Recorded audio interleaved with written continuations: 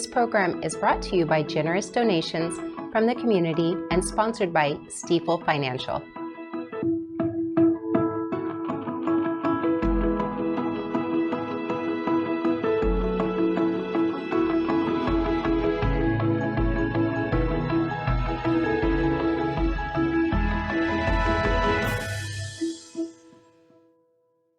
Good evening, and thanks for joining us. I'm Lynn Forbes. And I'm Paul Haas, and you're watching Nevada County Now. Tonight, a county grant aims to strengthen vegetation management and wildlife preparedness. Grass Valley unveils new public restrooms to serve its growing downtown. And later, Nevada County rolls out a new emergency alert system designed to keep residents informed and safe. Also, we'll speak with our guest, Jan Bedayn, co-president of the League of Women Voters of Nevada County, about election season and how voters can prepare for the June primary. Don't go away. We'll take a short sponsor break and be right back. Thank you to Stiefel Financial, proudly helping individuals pursue financial goals, businesses and organizations raise and protect capital, and communities offer higher quality of life. To learn more, visit www.stiefel.com.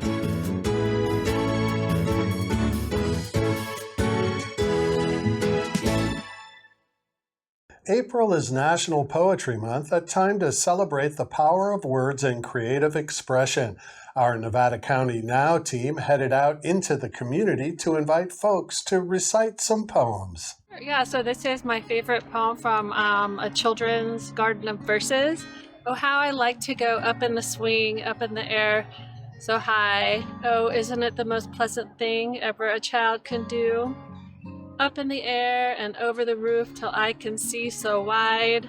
Rivers and trees, cattle and all over the countryside. Till I look down on the roof so brown, down on the garden green. Up in the air I go flying again, up in the air and down. Very good. Thank you. Thank you.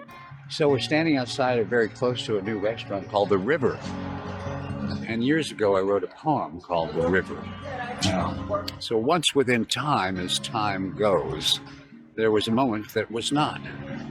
The tadpoles in the river time were pushing, shoving energy. Some fought to negate the river's flow, some raced to meet the river's end. But the river time, as we all know, cared not at all about their plight, moving slowly, ever slow. Palpates pouring purple pools over and under, colliding collision. Now yin and yang were two tads in time. They began to see why there is rhyme. Conversing shyly, a common gauge, they came to ask each other's age. Well, I'm 11 wart, going on fop, said Yin, and suddenly she felt Yang stop. You're awfully old to be so young. It's really funny what the tadpole tongue will do to salvage its silly plight by cutting time like pieces of tin. So instead of are, we have been. Hearing the words, how foolish they seem, they paused not again and flowed with the stream. The River, written when I was 20 years old. And the line, you're awfully old to be so young, I struggled with at the time because I was only 20 years old. But now that I am a senior, I appreciate the line very much. The Nevada County Office of Emergency Services requested approval to submit a grant application to the National Forest Foundation in the amount of $7 million for vegetation management for 2,735 acres in the Tahoe National Forest. This is primarily along Forest Service roads and is only about 1% of the 37% of acreage that makes up the Tahoe National Forest. The NFF grant would be paired with the 2026 Good Neighbor Agreement. Once signed, this also allows the county to conduct timber harvest on the Tahoe National Forest and hold timber sales.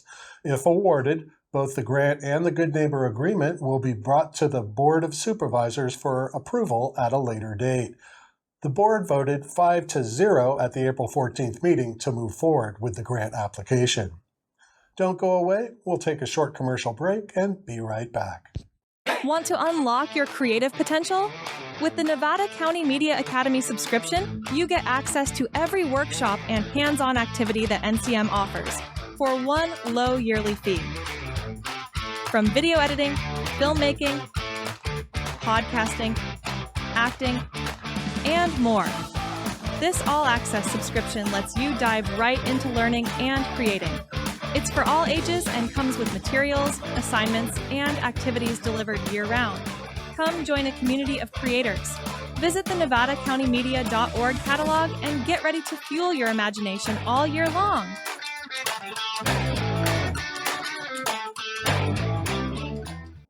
New public restrooms are on the way for downtown Grass Valley. According to the City of Grass Valley, construction is progressing at the South Church Street parking lot with the restroom structure now in place and work continuing on the site. An official completion date hasn't been confirmed, but the project appears to be nearing the final stages. Once complete, the restrooms will provide a long-awaited amenity for the downtown area. To follow along with updates, visit the City of Grass Valley on Facebook and Instagram. And at a recent Nevada County Planning Commission meeting, a new cell tower ordinance was approved to move forward to the Board of Supervisors. The discussion was lengthy for this new ordinance at the April 15th Board of Supervisors meeting, but was ultimately approved 5-0. This is a portion of the county in the South County by the Highway 49 corridor by Lake of the Pines and Alta Sierra. The colored areas are where towers could fit if there were 1,000-foot setbacks.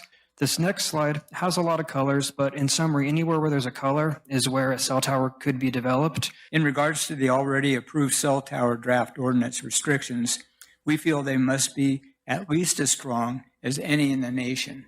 Anything less than that would be to jeopardize the beauty and the health and welfare of the people and landscape of Nevada County. I'm here today to urge the board to add a comprehensive fire safety plan requirement to this ordinance. That requirement is currently missing. These sites must be reviewed and inspected for fire safety, both in their design and throughout their operation. Landlines in California and the entire U.S. are going to be gone by 2029. The FCC has deregulated them. Every major telecommunications company has stated that they're going to be gone. Cellular technology is going to be the only way the majority of people in California will be able to get internet. It's going to be the primary way that people can call 911 or E911 or CAL FIRE. Currently, there are 6 new cell tower applications in the works with the county. Of these, 3 applications are complete and ready to move on to other departments. These 3 applications fall out of the scope of the new ordinance. The 3 applications in progress but are not complete will need to adhere to the new ordinance except for the setbacks. To watch full presentation and discussion, please visit the County of Nevada YouTube channel. So I don't know what I'm more excited about.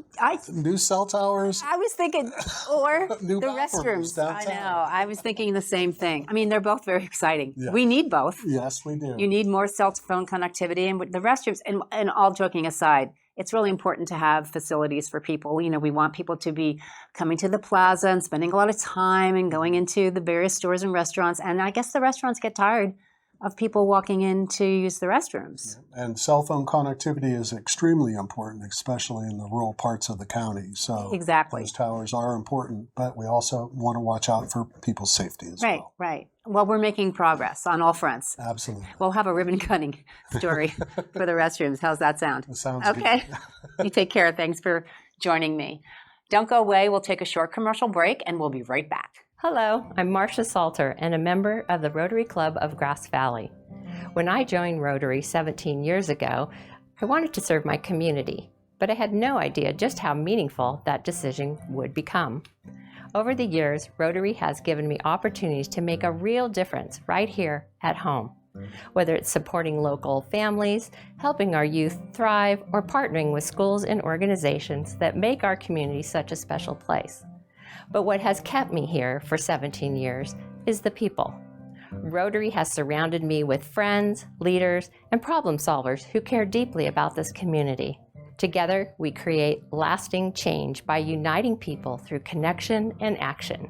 If you ever thought about getting involved and making a difference in our community, I invite you to check out our club or any of the other clubs in our area. Come visit, meet us, see where you fit. You might just discover, like I did, that Rotary becomes one of the most rewarding parts of your life. gvrotary.org. On Thursday, April 16th at 1 p.m., the Nevada County Planning Commission will discuss the proposal for a new conditional use permit application. The permit application will allow a special events venue for up to 150 guests to be located at 13447 American Ranch Court, Grass Valley. Events will be held outside and within a 4,800 square foot area between the hours of 9 a.m. and 10 p.m. No more than 50 events will be held at the venue. For those interested in giving public comments, there are several options. You may comment by email, phone, snail mail, or in person, and the details are in the show notes. Comments must be received by 4 p.m. the day before the meeting. Well, Nevada County is launching a new emergency notification system, Nevada County Alerts, which will replace the existing Code Red platform. The Nevada County Board of Supervisors approved a contract with HQE Systems, Inc. to operate the system that is already in use in several neighboring counties. The new platform is designed to deliver faster, more reliable alerts during emergencies such as wildfires, severe weather, and other public safety incidents. Residents must opt in to receive notifications, and anyone previously enrolled in Code Red will need to re-register to continue getting alerts. Residents can sign up by visiting readynevadacounty.org/emergency alerts or by calling 211 or 1-833-DIAL-211. A countywide test of the system is expected in late May. In addition to the new system, Nevada County will continue using other emergency alert tools that do not require registration, including wireless emergency alerts, the emergency alert system for radio and television, and local high-low sirens to signal evacuation orders. A major investment in community safety and resilience is coming to Nevada County. The California Strategic Growth Council has awarded a $10 million grant through the Community Resilience Centers program to support upgrades at the Grass Valley Veterans Memorial Building. The project will transform the historic building into a community resilience hub, offering shelter and critical resources during wildfires, extreme weather, and other emergencies, while also providing year-round services focused on health, preparedness, and financial stability.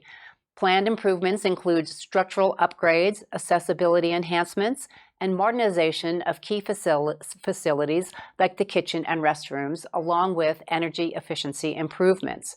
Construction is expected to begin in spring 2027. Construction is expected to begin in spring 2027 and wrap up by summer 2028, with programs delivered in partnership with local organizations, including Freed's Center for Independent Living, Gold Country Senior Services, and Interfaith Food Ministry. Officials say the project will help ensure the community is better prepared and more connected when disaster strikes. Residents are welcome to attend next week's collaborative stakeholder structure meeting.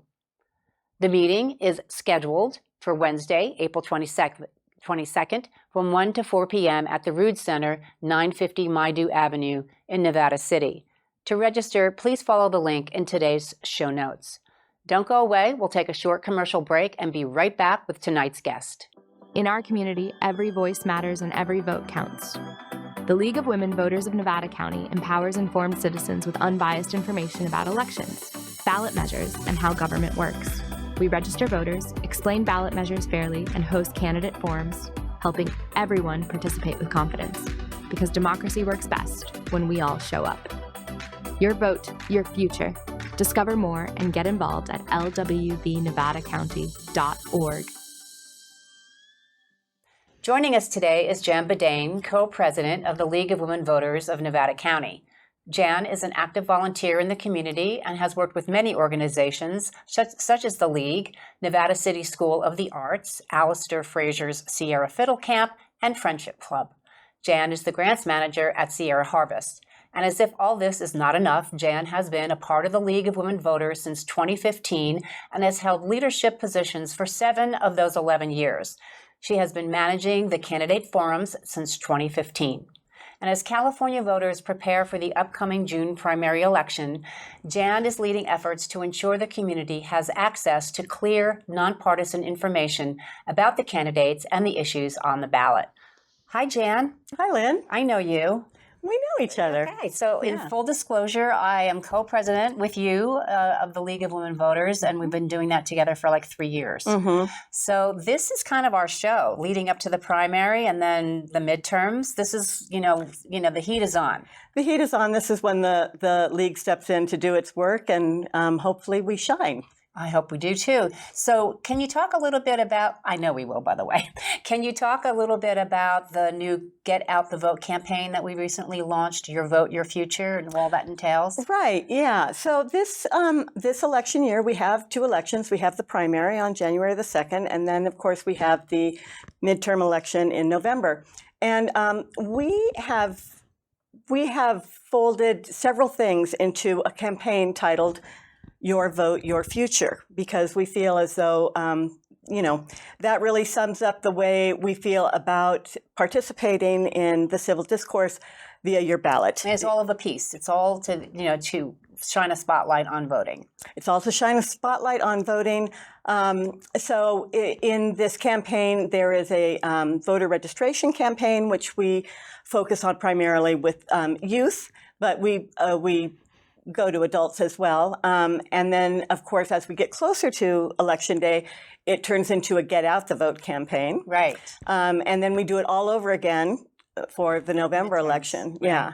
Okay. And then in addition to that, we've also decided to put our needs in there as well, the League of Women Voters. We very rarely go to the community and ask for support. We are an all-volunteer organization, as you well know. And we're small, but we're mighty, and we're also very frugal. We get by on a little, but we do have to fill our coffers from time to time, and so we are also running a Your Vote, Your Future fundraising campaign, and we hope to raise between now and December about $12,000. Right. And also a big part of the Get Out the Vote campaign is the candidate forums that you have been painstakingly putting together. It's super complicated. There's a lot of moving pieces. Things change. We send out press release, and the press release has to be updated because some candidate fell out of the race, or changed their minds about being able to attend a candidate forum. Anyway, this is sort of your thing, and you've been doing it for a long time. It's crazy making, I can imagine. It's not the easiest job, that's for sure, but it's so worthwhile because, the candidates show up. We solicit our questions from the community specifically, so and then we take those questions that are given to us in advance and we refine them to make sure that there's no bias in those questions, and also that every single candidate can answer that question. There's no question that's specifically for one candidate. So the community is given the opportunity to understand what that candidate is, who that candidate is, and the vision that they have for that race. For that office, right? Yeah, right. yeah. And this year, for June 2nd, in fact, our first candidate forum is next Tuesday, and perhaps you can, give us an idea of what the calendar looks like. Okay, I'm going to put my glasses on here. Okay. All right. So we have 4 forums that we're going to be running. Nevada City Council. We're actually partnering with other leagues to bring an online state insurance commissioner. Super important role in our state. Yes. That's going to be an online forum. We have the county superintendent of schools, and we also have the U.S. congressional representative for District 3. So we begin with Nevada City Council, which is Tuesday, April the 21st. It starts at 6 o'clock. It goes until 7:30. At the Rood Center. This is at the Rood Center, and people are encouraged to come. Our questions will be solicited, will be taken beforehand, so we'll already have the questions. We won't be taking audience questions at that point. What is the deadline for submission of questions, and where should people submit questions? The questions for the Nevada City Council should be to us by this Saturday, and the email for that is questions, plural, at lwvnevadacounty.org. Very good. Okay. For the state commissioner, let me just say also that there are, for Nevada City Council, there are 2 open seats, and there are 3 candidates: Adam Klein, James Academy, and Michaela Sortland. There are many candidates in the state insurance commissioner. I can't even list all of them. That's going to be happening on the 29th of April. And in order to see that, to participate in that, it's Zoom only, right? And so you need to register for that, and you can find that information on our website. On Thursday, the 30th of April, we have County Superintendent of Schools. There are 2 candidates, John Baggett and Timothy Reed.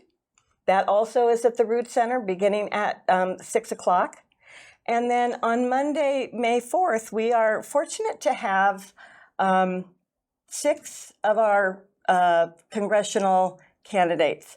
We have Heidi Hall, Ami Berra, Chris Bennett, Pacey Cervantes, Rob Tucker, and Chris Bish, all confirmed for fabulous for that. Yeah, yeah, that's a good one. That's a real. They're all good, but this is a really important one. Yeah, because our district was organized, and we have different people who are now, from the various regions that we represent for the District 3. That's right. And Ami Berra is actually the sitting congressperson in, I forget which district he's in right now, but it's changing. He's now in District 3, and our sitting congressman, Kevin Kiley, is running in District 6 now. Yeah, it's so confusing. It's confusing. Yeah, but all this information is on our website, on our homepage, and also the links for viewing live. And then after the candidate forums, we'll also release links for on-demand viewing. Yeah, that's right. So people can watch them at their leisure. Yes. And let me also say that when our press release went out, as you mentioned, we had scheduled and confirmed a forum for our California State Assembly for District 1. Right. That we have had to cancel because a candidate has had something come up and is not able to make it. Yeah, that's unfortunate. Yeah. That's too bad. Okay, so the State Assembly race that was already announced, that candidate forum, rather, not the race, the candidate forum is not going to happen. That's right. Okay. That's right. All right. I mean, this is all so much work, but it's just so worth it to give our goal is to give people all the information they need in order to make an informed vote. That's the end of the line for us, right? The information that they need, and also I think the opportunity to just see what does a candidate look like, what do they sound like, how do they conduct themselves in this forum. And, we run a pretty tight forum. We have a lot of rules around our forum because we want it to be safe for the candidates and we want it to be safe for the audience members. And we want it, most of all, we want it to be very, very informative. So we keep a pretty tight rope on what actually can be done and cannot be done in these. And then we do have our vote411.org platform where people can type in their address and get all this information and more for other positions and such that are available on the ballot, depending on where you live. There's a couple of propositions that are happening depending on where you live, and we have that information on the website as well. So that's very important. Yeah, and that 411 platform does depend on candidates being willing to give information about themselves to the organizers of that. So if you go on and you, for instance, find that there's a candidate missing, it's because they have not given their information yet. So please encourage them to do it because it's an important it's very important tool. And ballots drop in the mail May 4th. The week of May 4th, yeah. The week of May 4th, and so then the real deal actually, is happening. The real deal is happening. Ballots must be they must be submitted by June the 2nd. Now, it's really, really important. We have a few ways that you can drop your ballot. You can drop your ballot in a drop box. You can bring it directly to the Rood Center, and there's a couple of drop boxes there. You can go to the vote centers, and both our website and the elections website have all that information about where the ballot boxes are, or the vote centers. The vote centers and the ballot boxes, the drop boxes. But what's most important is for people who mail it, you really need to make sure that you have it I would say, and I've heard it said, at least 5 days in advance, because there have been changes to the postal system, and now even if you drop your ballot on, Wednesday the 15th, it is not necessarily going to be postmarked April 15th because it's going to be postmarked when it gets to the distribution center. In Sacramento. Yeah, so be very, very careful. Don't think you can just drop it that day. Right, or even the day before. You need to give the ballot time to get to the regional processing center and time for it to be postmarked, unless you go to the counter and get it hand-stamped, postmarked. So it's really important because we really want your ballot to be counted. Right, yeah, right? absolutely. The more people we have voting, the better. Right. So, legitimately. Yes, of course. Okay, thanks, Jen. All right, thanks for all you do for the community. We appreciate you. Oh, thank you so much. Well, folks, thank you for watching this edition of Nevada County Now. We'd love your input about the show, what you would like to see on future shows, or if you would like to be a guest or contribute as a host, writer, or producer. Please email your ideas and suggestions to news@nevadacountytv.org. And please help us spread the word about Nevada County Now. Together, we can keep our community informed. Until next time, have fun getting out there to explore all our community has to offer. Good night.